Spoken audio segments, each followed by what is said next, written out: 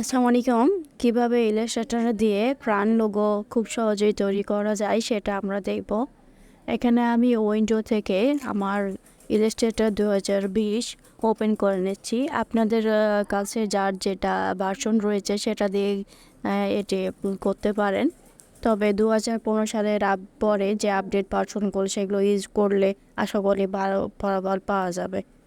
এখানে আমি create নিউতে select করে নিউ আর্টবোর্ড ক্রিয়েট করব। এখানে দেখুন বিভিন্ন আর্টবোর্ড সাইজ রয়েছে, আমি এখান থেকে A4 সাইজটা নিচ্ছি। শুরুতে আমি এখানে টাইটেল দিব প্রাণ লোগো ডিজাইন 1 এবং এটার ওয়াইড এবং হাইট হবে 12 ইঞ্চি। দেন ডিফল্টভাবে যা আছে আমরা ওগুলো আর চেঞ্জ করবো না, ক্লিক করি। তাহলে দেখুন এখানে আমাদের সামনে নতুন আর্টবোর্ড চলে এসছে। এবার এখানে শুরুতে আমি এখানকার ফিল কালারটা নান করে স্টোকটাকে অন করে নিব। এরপর আমি আর্টবোর্ডের মিডিল বরাবর একটি লাইন ক্রিয়েট করব, সেজন্য আমি এখানে লাইন টুল নিয়েছি। লাইন টুলটা ঠিক আর্টবোর্ডের সেন্টার বরাবর একটা ক্লিক করি, তাহলে আমাদের সামনে একটা পপ আপ বক্স আসবে। এখানে আমি লেন্থ 12 ইঞ্চি এবং অ্যাঙ্গেল 90 ডিগ্রি, দেন ওকে ক্লিক করি। এবার আমি লাইনটিকে আর্টবোর্ডের ঠিক মিডিল বরাবর বসাবো। এই জন্য প্রথমেই আমি লাইনটিকে সিলেক্ট করে নিচ্ছি। সিলেক্ট করার পর অ্যালাইন থেকে হরিজন্টাল এবং ভার্টিক্যাল আপনি সিলেক্ট করি, তাহলে দেখুন এখানে আমাদের লাইনটি আর্টবোর্ডের ঠিক মিডিল বরাবর হয়ে গেছে। এরপর আমি এটাকে কপি করব। কপি করবার জন্য আমরা কিবোর্ড থেকে Ctrl+C এবং Ctrl+A প্রেস করলে দেখুন এখানে কপি হয়ে গেছে। এরপরে হচ্ছে কি আমরা এটাকে সিলেক্ট করে শিফট ধরে 180 ডিগ্রি অ্যাঙ্গেল বসাই। দেখুন প্লাস আইকনের মতো আমাদের এখানে ক্রিয়েট হয়েছে।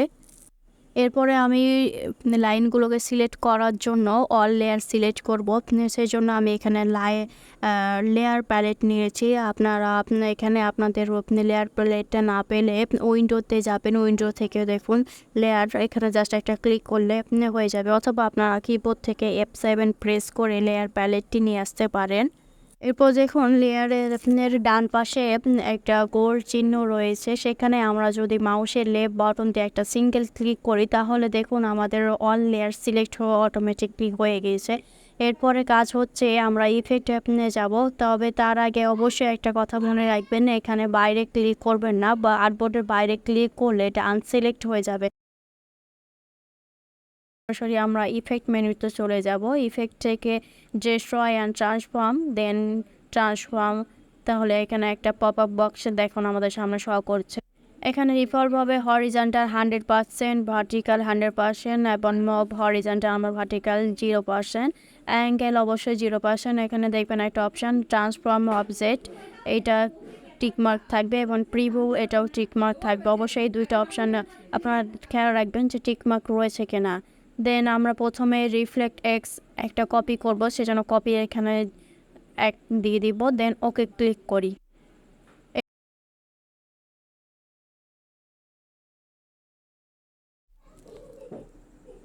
অন লেয়ার সিলেক্ট থাকা অবস্থায় আমরা আবার ইফেক্ট মেনুতে যাব। ইফেক্ট থেকে destroy and transform, then transform, তাহলে আমাদের সামনে দেখুন অ্যাপ্লাই নিউ ইফেক্ট বলছে, এখানে আমরা জাস্ট একটা ক্লিক করব।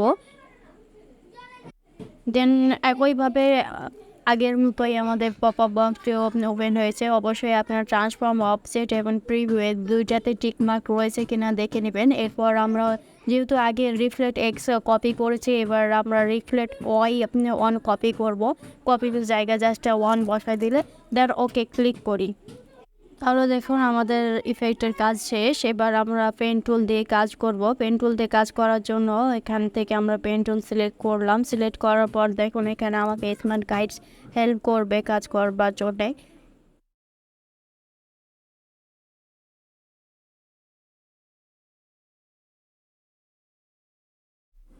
এবার আমি 4টা অ্যাঙ্কর পয়েন্ট অ্যাড করব। এর জন্য হাতের বাম পাশের লাইন থেকে আমরা পেন টুল দিয়ে 4টা অ্যাঙ্কর পয়েন্ট অ্যাড করি। 1 2 3 4, দেখুন আমার 4টা অ্যাঙ্কর পয়েন্ট অ্যাড হয়ে গেছে।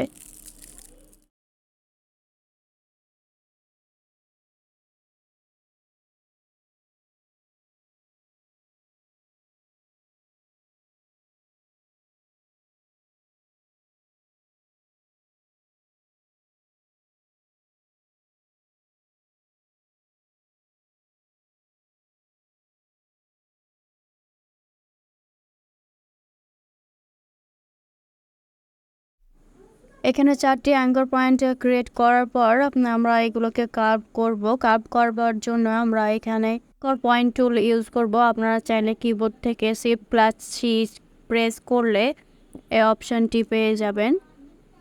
এরপর দেখুন আমি আপনার 2টি অ্যাঙ্কর পয়েন্টের ঠিক মাঝ বরাবর এখানে প্যাচ শো করছে, এইটি ধরে উপরের দিকে ড্র করি, তাহলে দেখুন 2টি হ্যান্ডেল আমাদের সামনে শো করছে। এখানে আমরা পরে হ্যান্ডেলটিকে জাস্ট একটু নিচের দিকে নামাই, এরপর আবার 2টি অ্যাঙ্কর পয়েন্টের ঠিক মাঝ বরাবর প্যাচটিকে ধরে নিচের দিকে টানি, তাহলে আবার 2টি হ্যান্ডেল আমাদের কাছে শো করছে। এবার আপনি নিচের হ্যান্ডেলটিকে একটু উপর দিকে ওঠাই, আবার দেখুন নিচের দিকে 2টা অ্যাঙ্কর পয়েন্টের ঠিক মাঝ বরাবর প্যাচ শো করছে। প্যাচটিকে ধরে উপরের দিকে ড্র করি, তাহলে আবার 2টি হ্যান্ডেল শো করছে। এবার আমাদের কাজ হচ্ছে কি একটা হ্যান্ডেল নিচের দিকে ড্র করা।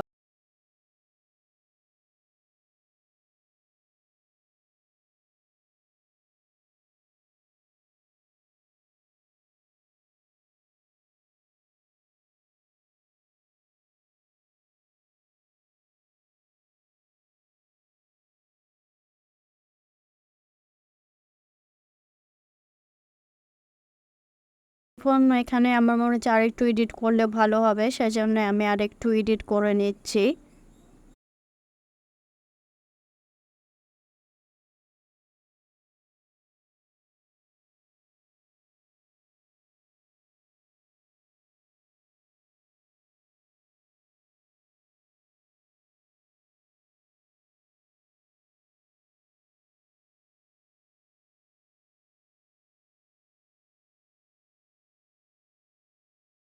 মোটামুটিভাবে হয়েছে আর কি, আপনারা চাইলে আরও সুন্দরভাবে করতে পারেন। এখানে দেখুন হাতের বাম পাশে যে সাইডটি রয়েছে, এই সাইডটি আমরা শুধুমাত্র সিলেক্ট করতে পারছি, অপর যে 3টা অপশান রয়েছে সেগুলো আমরা সিলেক্ট করতে পারছি না। কপি করবার জন্য আমরা কিবোর্ড থেকে অল্টার প্রেস করে আরেকটি ডুপ্লিকেট কপি করে নিলাম। ডুপ্লিকেট কপি করার পর এরপর দেখুন ডাইরেক্ট সিলেকশন টুল দ্বারা এই অ্যাঙ্কর পয়েন্ট টুলটি আমরা লাইন বরাবর রাখবো। রেখে দেওয়ার পর দেখেন এখান থেকে আমরা জাস্ট অ্যাঙ্কর পয়েন্ট 2টার মিডিল বরাবর আছে কিনা সেটা এখানে রাখবো। একটু কাস্টমাইজ করে নিচ্ছি আমি এখানে।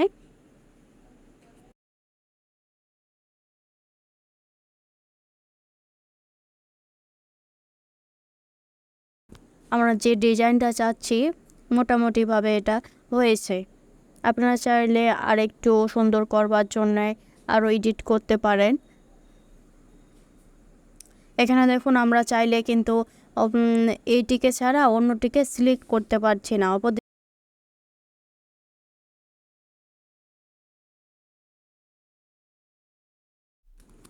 এখানে বাম পাশ সিলেক্ট করে আমরা এরপরে যাব অবজেক্টে, অবজেক্ট থেকে এক্সপ্যান্ড অ্যাপিয়ারেন্সে ক্লিক করি।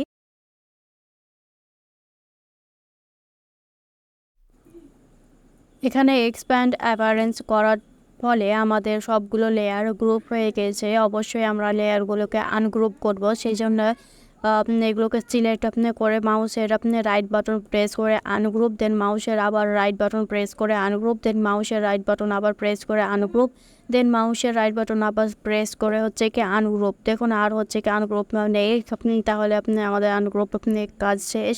এরপর আমি লাইন দুটিকে ডিলিট করব। ডিলিট করবার জন্য জাস্ট লাইনকে সিলেক্ট করে কিবোর্ড থেকে ডিলিট বাটন প্রেস করলে আমাদের লাইনগুলো ডিলিট হয়ে যাবে।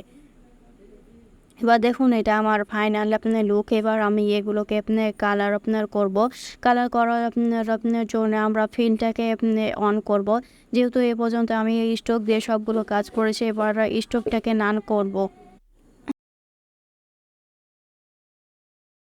কালার অ্যাপ্লাই করার পূর্বে অবশ্যই আমরা লেয়ারগুলোকে জয়েন্ট দিব, সেজন্য প্রথমের উপরে 2টাকে সিলেক্ট করে আমি মাউসের রাইট বাটন প্রেস করি, দেন জয়েন্টে ক্লিক করি। আবার নিচের 2টাকে সিলেক্ট করে মাউসের রাইট বাটন প্রেস করে জয়েন্টে ক্লিক করি, দেন একটু নিচের দিকে আসি, নিচের 2টাকে আমরা সেমভাবে জয়েন্ট করি।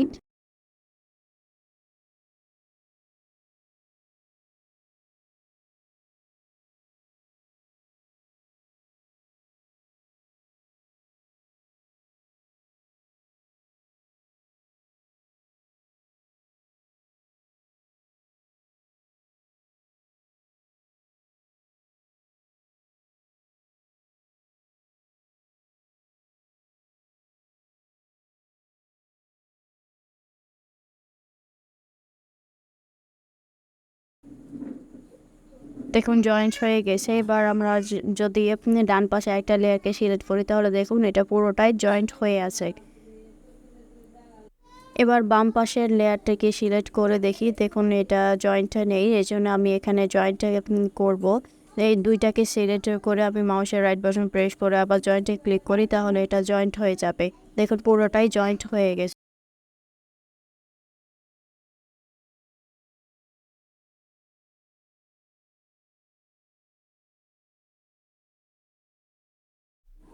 এবার আমি লেয়ার দুটাকে সিলেক্ট করে কালার অ্যাপ্লাই করব। কালার অ্যাপ্লাই করবার জন্য আমি এখানে স্ট্রোকটাকে নান করে ফিলটাকে অন করি।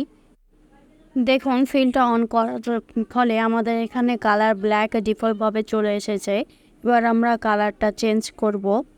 এখানে আমি পেছনের লেয়ারটিকে সিলেক্ট করে প্রথমেই হলুদ কালার দিয়ে দিচ্ছি। দেন মাউসের রাইট বাটন প্রেস করে আমি এটাকে অ্যারেঞ্জ করে সেন্ড ব্যাক করব। দেখুন এটা পিছনে চলে গেছে। এরপরে উপরের লেয়ারটাকে সিলেক্ট করে আমি এখানে লাল কালার দিব। দেখুন এখন আমি ডিজাইনের ঠিক মিডিল বরাবর প্রাণ লেখাটি বসাবো, সেই জন্য আমি প্রথমে চাপ চুনে নিচ্ছি এবং এটা ডিজাইনের বাইরে আমি লিখে নিচ্ছি। এখানে প্রাণ লেখাটি আপনি লেখার জন্য আমি ফন্ট ইউজ করেছি স্কোয়ার 721 বিটি। দেন এটা আমি ইচ্ছা মতো বড় করে নিচ্ছি লেখাটিকে। এবার আমি হচ্ছে কি এটা ফ্রিজ করে ডিজাইনের ঠিক মিডিল বরাবর বসাবো।